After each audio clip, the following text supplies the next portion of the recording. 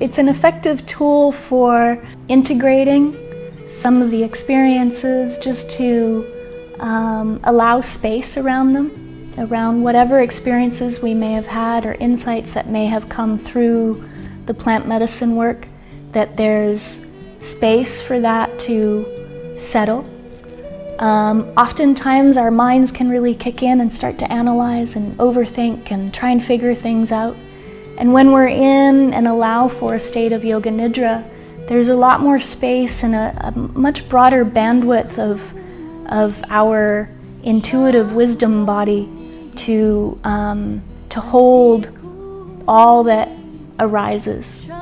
And we start to reorient away from the noise or the trying to figure things out, and orient towards this kind of vaster intelligence that holds it all. So sometimes we can get very stuck in and identified with you know, visions or emotions or things that stress us out. So whether that's in our day-to-day practice or whether that's come through, you know, a ceremony, ways to create space around that, the yoga nidra has been really useful.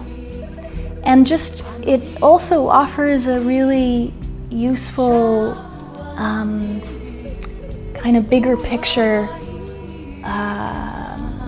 map that allows for a deeper understanding of all of these things. Because we enter into different states of consciousness, whether we're, you know, doing this through the use of a plant medicine or whether we're doing it through a guided meditation, we're essentially moving through these states of consciousness in a conscious way. And I found that when I practiced yoga nidra, even though it, you know, wasn't as full-on, say, as a plant medicine journey, it felt to me like the territory was similar. And I call them shamanic realms. You know, it's like the veils become thinner, whether we dive in through the avenue of yoga nidra, or whether we dive in with being accompanied by a plant medicine spirit. We're essentially being taken into the deeper places within ourselves, the subconscious realms within ourselves, our own psyche. And we're confronted at times with what's happening in our own psyche. So plant teachers help us, you know, look at what we maybe are trying not to look at, but, you know, gives us an opportunity to come face to face with what's in our way. And the same thing happens with yoga nidra.